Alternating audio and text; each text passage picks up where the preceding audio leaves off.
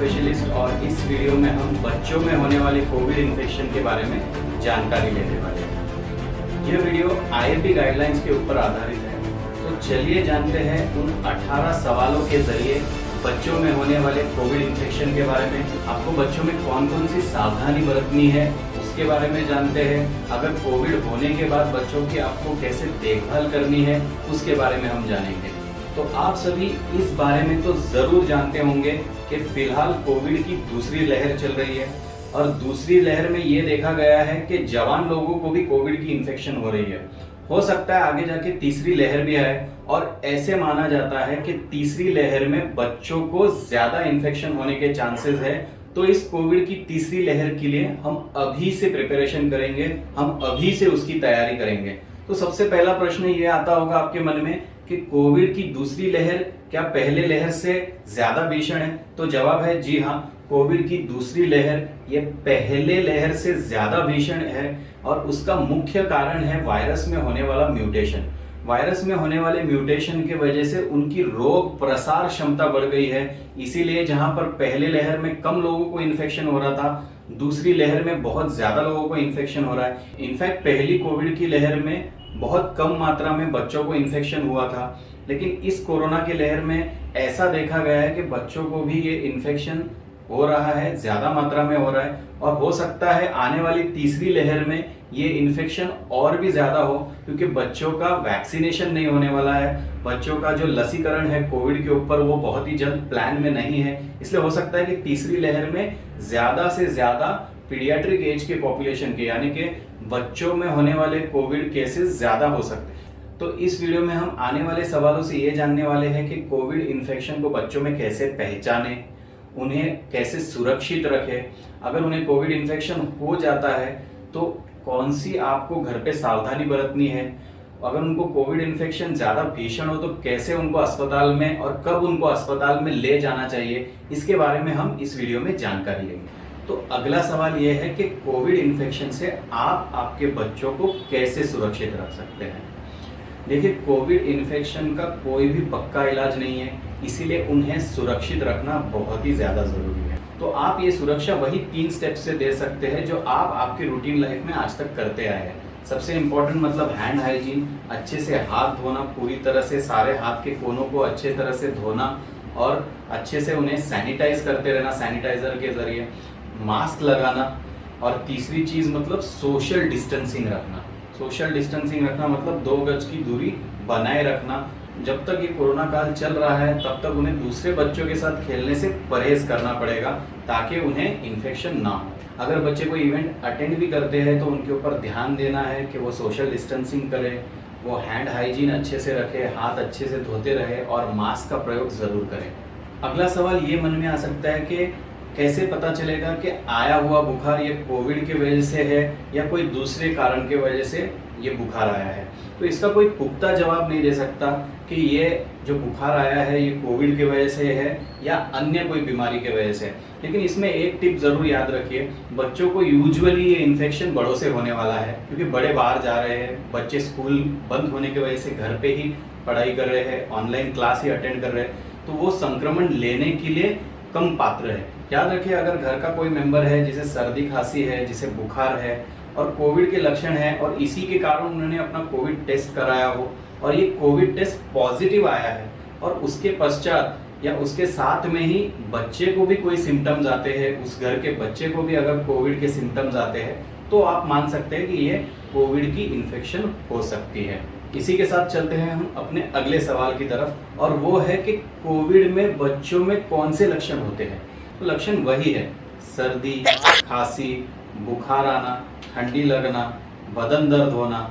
इसके साथ साथ कोविड की दूसरी लहर में ये भी देखा गया है कि बुखार के साथ साथ बच्चों को उल्टी और जुलाब भी हो रहे हैं। इसलिए याद रखिए कि उल्टी, जुलाब और बुखार को ये मत समझिए कि कोरोना इन्फेक्शन नहीं हो सकता। अगर 3 दिन की ट्रीटमेंट के साथ भी अगर बच्चा इम्प्रूव ना होता हो, उनमें कोई सुधार नहीं आता हो, तो ये समझने में कोई गलत बात नहीं है कि ये भी कोरोना की इन्फेक्शन हो सकती है और उन्हें टेस्टिंग की जरूरत पड़ सकती है। तो अगला सवाल ये है कि कोविड की जांच बच्चों में कब कराई जाए। देखिए, कोविड की जांच बच्चों में तब कराया जाए जब घर में कोई सदस्य पॉजिटिव है और बच्चों में कोई लक्षण आ रहे हो, या फिर ये सारे लक्षण जो मैंने अभी बताए वो बच्चों में आ रहे हो और ठीक नहीं हो रहे हो, या फिर 3 दिन तक तेज बुखार आ रहा हो और बुखार दवाइयों से कम ना हो रहा हो, और उसके पश्चात भी दवाई लेने के पश्चात भी 3 दिन के पश्चात भी बुखार उतर नहीं रहा हो, तो अवश्य बच्चों का कोरोना का टेस्ट कराएं। तो ये तो पता कर लिया कि कोविड में कब टेस्टिंग करनी है, अब कौन सी टेस्ट करनी है। तो अगला सवाल यह है कि बच्चों में कोरोना में कौन से टेस्ट करने जरूरी है। तो अब तक तो आप सब जान गए होंगे कि RT-PCR और कोविड की एक एंटीजन टेस्टिंग होती है, वो करा सकते हैं। इसके साथ साथ PCR based nucleic acid amplification test यानी कि PCR नाट बोल के एक टेस्ट है, वो आप बच्चों में करा सकते हैं। तो ये दोनों टेस्ट आप करा सकते हैं और उस हिसाब से आप पता कर सकते हैं कि बच्चों को कोविड इन्फेक्शन है या नहीं है। तो याद रखिए, कोविड एंटीजन इतना डेफिनेटिव टेस्ट नहीं है। अगर वो पॉजिटिव है तो पॉजिटिव मान सकते हैं, लेकिन अगर वो नेगेटिव है तो वो कंफर्म नहीं माना जा सकता, उसे RT-PCR से ही कंफर्म करना पड़ता है। तो पहली टेस्ट हम लोग RT-PCR रखेंगे, और दूसरी टेस्ट अगर कोई करानी हो या फिर अगर दूसरी ये पहली टेस्ट अवेलेबल नहीं है तो PCR based nucleic acid amplification test कर सकते हैं, यानी कि PCR नाट, ये एक टेस्ट है, वो आप करा सकते हैं। जांच के साथ साथ कई माता पिता ये भी पूछते हैं कि क्या इनका CT स्कैन कराना जरूरी है। तो याद रखिए, CT स्कैन का डिसीजन आप नहीं ले सकते, आप वॉलंटरली ये डिसीजन ना ले। ये डिसीजन और ये निर्णय डॉक्टर्स के ऊपर छोड़े, वो अगर ज़रूरी समझे तो वो ये टेस्ट करेंगे। जांच के बारे में एक बात और बताना चाहता हूं कि आने वाले समय में होम किट भी अवेलेबल होने वाले हैं कि ये RT-PCR की जो टेस्ट है ये शायद घर पे भी कर पाएंगे। शायद ये वीडियो आएगा तब तक ये टेस्ट अवेलेबल हो जाएगी, इसलिए आप जागरूक रहे कि ये किट शायद भविष्य में आपको घर पे भी मिल सकती है और ये टेस्टिंग आप शायद घर पे भी कर सकते हैं। तो अगला सवाल 3 परिस्थितियों के ऊपर आधारित है। सबसे पहली परिस्थिति जहाँ पर माँ भी पॉजिटिव है और बच्चा भी पॉजिटिव है। ऐसी सूरत में माँ बच्चे का ख्याल रख सकती है। अगर माँ ज़्यादा गंभीर रूप से बीमार है तो वो नहीं रख सकती है, लेकिन याद रखें कि दूध पिलाने के लिए भी कोई परहेज नहीं है, माँ अपने बच्चे को दूध पिला सकती है।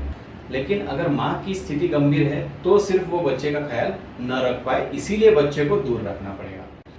दूसरी सूरत में जहाँ पर माँ पॉजिटिव है और बच्चा नेगेटिव है, उसमें माँ बच्चे का ख्याल रख सकती है, माँ अपना दूध भी पिला सकती है, लेकिन उसे मास्क का प्रयोग करना पड़ेगा। जब भी बच्चे के करीब जाएगी उसे मास्क का प्रयोग करना ज़रूरी है, उसे अपने हाथ को धोते रहना पड़ेगा, उसके अपने हाथ को सैनिटाइज करना पड़ेगा।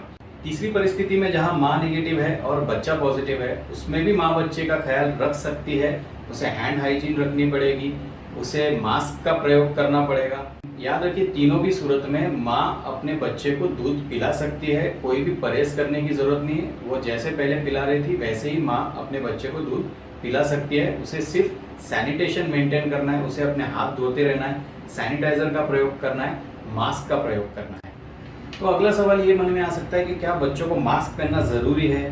तो याद रखिए, 2 साल के नीचे मास्क पहनना ज़रूरी नहीं है। सुरक्षा कारणों की वजह से 2 साल के नीचे मास्क पहनना बिल्कुल भी ज़रूरी नहीं है, लेकिन उसके उपरांत यानी 2 साल के ऊपर के बच्चों को आप मास्क पहना सकते हैं, वो उनके लिए बेहतर रहेगा।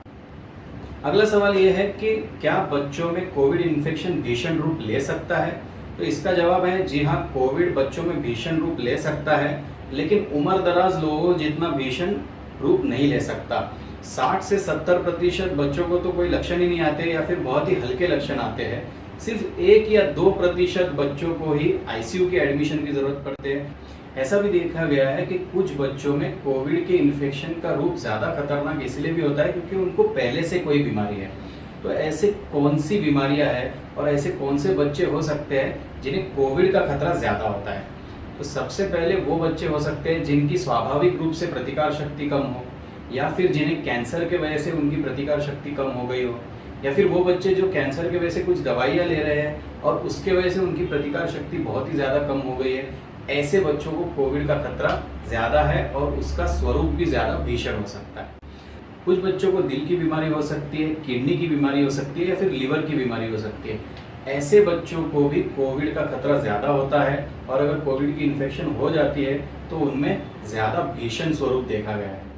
ऐसा भी देखा गया है कि जिन बच्चों का वजन ज़्यादा होता है उन्हें भी कोविड होने का खतरा ज़्यादा है, और ऐसे बच्चों में जब कोविड इन्फेक्शन हो जाता है तो उसका स्वरूप ज़्यादा खतरनाक होता है। अगला सवाल यह है कि कोविड के लिए आप आपके बच्चों के लिए चिकित्सा सलाह कैसे लेंगे। तो चिकित्सा सलाह लेने के कई सारे माध्यम हो सकते हैं। एक तो आप बच्चों को लेकर डॉक्टर के पास दिखा सकते हैं, लेकिन कोरोना काल में आप सेफ नहीं समझेंगे, आप सुरक्षित नहीं समझेंगे, इसलिए आप टेली कंसल्टेशन का भी प्रयोग कर सकते हैं। कई सारे जो डॉक्टर्स हैं वो टेली कंसल्टेशन के लिए अवेलेबल रहते हैं। दूसरा मार्ग यह है कि अगर आप पढ़े लिखे हैं तो आप आईएपी की गाइडलाइंस आईएपी की वेबसाइट पर देख सकते हैं, डब्ल्यूएचओ की गाइडलाइंस डब्ल्यूएचओ की वेबसाइट पर देख सकते हैं। आप उसके बारे में जानकारी ले सकते हैं और आप बच्चों में लक्षण के बारे में मॉनिटरिंग कर सकते हैं घर पे और उनकी चार्ट मेंटेन कर सकते हैं। और तीसरा मार्ग मतलब आप आपके चाइल्ड स्पेशलिस्ट अथवा पीडियाट्रिशियन को जाकर मिल सकते हैं, उनकी ओपीडी में मिल सकते हैं। और तीसरा मार्ग तब प्रयोग करें जब उनका टेस्ट रिजल्ट पॉजिटिव आए, उनकी जो लक्षण है वो ज़्यादा गंभीर नजर आए, तो ऐसी सूरत में आप चाइल्ड स्पेशलिस्ट और आपके पीडियाट्रिशियन को ज़रूर कंसल्ट करें। हल्के फुल्के बुखार के लिए, हल्की फुल्की सर्दी खांसी के लिए आप बच्चे का इलाज घर पर भी कर सकते हैं। याद रखिए, अगर बुखार आए तो उसे टेम्परेचर उसका मापना ज़रूरी है, उसे थर्मामीटर के ज़रिए उसका तापमान मापना ज़रूरी है। हर 6 घंटे में उसका तापमान मापें। पल्स ऑक्सीमीटर यानी कि ऑक्सीजन मेजर करने की जो मशीन होती है उसके ज़रिए उनका ऑक्सीजन देखते रहे। हर 6-6 घंटे में उनका टेम्परेचर यानी तापमान और ऑक्सीजन आप देखते रहे। इसके अलावा बुखार आने पर आप उन्हें पैरासीटामोल का सिरप दे सकते हैं। मैंने एक चार्ट बनाया हुआ है डोज के ऊपर वज़न के हिसाब से, मैं आपके सामने ये शेयर कर देता हूँ। अगर आपको आपके बच्चे का वज़न पता है तो आप ये पैरासीटामोल का डोज बच्चे को दे सकते हैं। दिन में 3 बार यानी कि 8 घंटे के गैप में दे सकते हैं। 6 घंटे के गैप में भी ये डोज दिया जा सकता है। ये जो चार्ट है इसका आप स्क्रीनशॉट अवश्य लें। अगर आपको थोड़ा भी संदेह है डोज के बारे में तो आप आपके पीडियाट्रिशियन के साथ या फिर आपके बाल रोग चिकित्सक के साथ, चाइल्ड स्पेशलिस्ट के साथ ज़रूर टेली कंसल्टिंग करें और ये डोज कंफर्म करें। इसके साथ साथ ढेर सारा पानी पीना चाहिए, फल लेने चाहिए, हल्का फुल्का आहार लेना चाहिए। विटामिन में विटामिन सी की मात्रा ज़्यादा रखें जो नींबू जैसे पदार्थ में मिलता है। विटामिन सी के टैबलेट्स और सिरप भी अवेलेबल है मल्टीविटामिन्स में। सारी दवाइयों के डोज आप टेली कंसल्टिंग के ज़रिए पता कर सकते हैं, उसे कंफर्म कर सकते हैं। अगला सवाल यह है कि कुछ दवाइयाँ जैसे डॉक्सीसाइक्लिन, आइवरमेक्टिन, एजिथ्रोमाइसिन क्या ये कार्यरत है, क्या ये फ़ायदा करती है। तो याद रखिए, कोरोना के ऊपर कोई भी पुख्ता इलाज या फिर पक्का इलाज नहीं है। इन दवाइयों के फंदे में मत पड़िए। ये दवाइयाँ तभी ली जा सकती है अगर डॉक्टर को ज़रूरी लगता है। अगर डॉक्टर को लगता है कि वायरल इन्फेक्शन के साथ बैक्टीरियल इन्फेक्शन होने के भी चांसेस है तो वो दे सकते हैं। आप ये दवाइयाँ घर पे शुरू ना करें। तो ये तो जान लिया कि हल्के फुल्के कोविड के इन्फेक्शन के लिए कौन सी दवाइयाँ लेनी है और आपको कैसे सावधानी बरतनी है। तो अगर भीषण स्वरूप हो जाता है, कोविड के भीषण स्वरूप हो जाता है, तो हमें कैसे पता चल सकता है कोविड के ऐसे कौन से लक्षण हैं जिसको हम भीषण स्वरूप समझते हैं, वो हम जानते हैं। तो बच्चों में होने वाले कोविड के भीषण लक्षण कुछ इस प्रकार है। 4 से 5 दिन तक तेज बुखार आना, बच्चे का यदि खाना पीना कम हो जाए, बच्चा सुस्त लगने लगे, सांस तेज चल रही हो। अगला सवाल यह है कि कुछ बच्चों को ऑलरेडी स्टेरॉइड्स के डोज दिए जाते हैं कुछ और बीमारी की वजह से, जैसे किडनी की नेफ्रोटिक सिंड्रोम बीमारी है या फिर अन्य कोई बीमारी की वजह से उन्हें स्टेरॉइड दिया जाता है। तो ऐसे बच्चों में क्या स्टेरॉइड का डोज बंद करने की ज़रूरत है या फिर उनकी चिकित्सा रोकने की ज़रूरत है। तो इसका जवाब है बिल्कुल नहीं, उनकी चिकित्सा रोकने की ज़रूरत नहीं है। उनमें ज़्यादा सावधानी आपको बरतनी पड़ेगी। उन्हें जैसे आपको हैंड हाइजीन है वो अच्छे से मेंटेन करना पड़ेगा, मास्क मेंटेन करना पड़ेगा, उन्हें अन्य लोगों से दूर रखना पड़ेगा। अगर घर पे कोई नया मेहमान आता होगा तो उससे उनको दूर रखना पड़ेगा, जिसके कारण उसे संसर्ग होने के चांसेस हो। यदि इन बच्चों में ऐसे थोड़े भी लक्षण नज़र आते हैं तो तुरंत पीडियाट्रिशियन के पास, चाइल्ड स्पेशलिस्ट के पास अथवा बाल रोग तज्ञ के पास ज़रूर लेके जाए। बहुत सारे लोग हैं उनको ये सवाल ज़रूर आता है कि क्या बच्चों में स्टेरॉइड्स, रेमडेसिविर का कुछ फ़ायदा हो सकता है अगर उनमें इन्फेक्शन होती है कोविड की। तो ये याद रखिए, ये दवाइयाँ आप घर पर स्टार्ट नहीं कर सकते। ये आपको किसी डॉक्टर की सलाह से ही चालू करनी है, या आप खुद से नहीं चालू कर सकते। इनको आप घर पे मॉनिटर भी नहीं कर सकते। अगर आप बच्चों को ये दवाइयाँ चालू करना चाहते हैं तो ज़रूर अपने डॉक्टर के पास पहले दिखाएं। अगर वो सलाह देते तो ही शुरू करें। और फेविपिराविर, रेमडेसिविर, ये सारी दवा, इनफैक्ट स्टेरॉइड्स भी बच्चे जो एडमिट होते हैं, जो भर्ती होते हैं, उन्हीं को चालू करते हैं। घर की ट्रीटमेंट में ये दवाइयों का कोई भी रोल नहीं है, इसलिए आप ऐसी दवाइयों से दूर रहें और ऐसी दवाइयों का प्रयोग घर पे ना करें। अगला सवाल नियमित लसीकरण के ऊपर है। क्या आप आपके कोविड पॉजिटिव बच्चों को नियमित लसीकरण भी दिला सकते हैं? तो उसका जवाब है कि एक बार कोविड पॉजिटिव के बाद जब वो ठीक हो जाता है और ठीक होने के पश्चात 2 हफ्ते के बाद आप आपके बच्चों को नियमित लसीकरण भी दिला सकते हैं। लेकिन जो बच्चे एडमिट होते हैं, जो बच्चे भर्ती हुए हैं, उन्हें अगर स्टीरॉइड्स दिया हुआ या फिर उन्हें कोई इम्यूनोमॉड्यूलेटर्स दिए जैसे टॉसिलिजुमैब दिया हो, ऐसे कोई भी अगर ड्रग्स मिले हो या ऐसे कोई भी अगर दवाइयाँ अगर बच्चे को हॉस्पिटल में मिले हो, तो उन बच्चों में आपको 3 महीने का गैप रखना ज़रूरी है। उनका नियमित लसीकरण आपको 3 महीने के पश्चात करना है। ये ट्रीटमेंट खत्म होने के 3 महीने के पश्चात देना है। इसलिए याद रखिए कि अगर बच्चे को नियमित लसीकरण देना है तो उन्हें दिला सकते हैं, सिर्फ उनके अवकाश में फ़र्क है, उनके पॉज में फ़र्क है। अगला सवाल बहुत ही विवादास्पद है। सवाल है कि क्या गर्भवती माता और वो माता जो अपने बच्चे को दूध पिला रही है, ये कोविड का टीका ले सकते हैं या नहीं? तो ये समझने की कोशिश कीजिए कि ये सवाल विवादास्पद क्यों है। ये सवाल विवादास्पद इसलिए है क्योंकि जब बनाने वाली कंपनियों ने ये लॉन्च किया तो उन्होंने क्लियरली स्टेट किया है, उन्होंने जानकारी दी है कि ये लसीकरण गर्भवती माताएं या फिर दूध पिलाने वाली माताएं ले सकती है। लेकिन उन्होंने एक एनिमल मॉडल पे स्टडी किया है, जानवरों पे स्टडी किया है कि उसके कोई दुष्परिणाम नहीं है। इंसानों के ऊपर ज़्यादा स्टडी नहीं होने की वजह से इस बारे में जानकारी नहीं है कि गर्भवती माताओं पर या फिर दूध पिलाने वाली माताओं पर या फिर उनके ज़रिए उनके बच्चों के ऊपर कोई दुष्परिणाम होने वाले हैं या नहीं होने वाले हैं। इसलिए शुरुआत में गवर्नमेंट ने ये नोटिफिकेशन दिया कि ये इन माताओं के लिए नहीं है। समय बीतता गया और स्त्री रोग तज्ञों ने और एक गाइडलाइन दे दी कि ये गर्भवती माताएं ले सकते हैं, क्योंकि गर्भवती माताओं को ज़्यादा हानि हो सकती है अगर उन्हें कोविड का इन्फेक्शन होता है। इसलिए वो चाहते थे कि ये इंजेक्शन और ये लसीकरण गर्भवती स्त्रियों को भी मिले।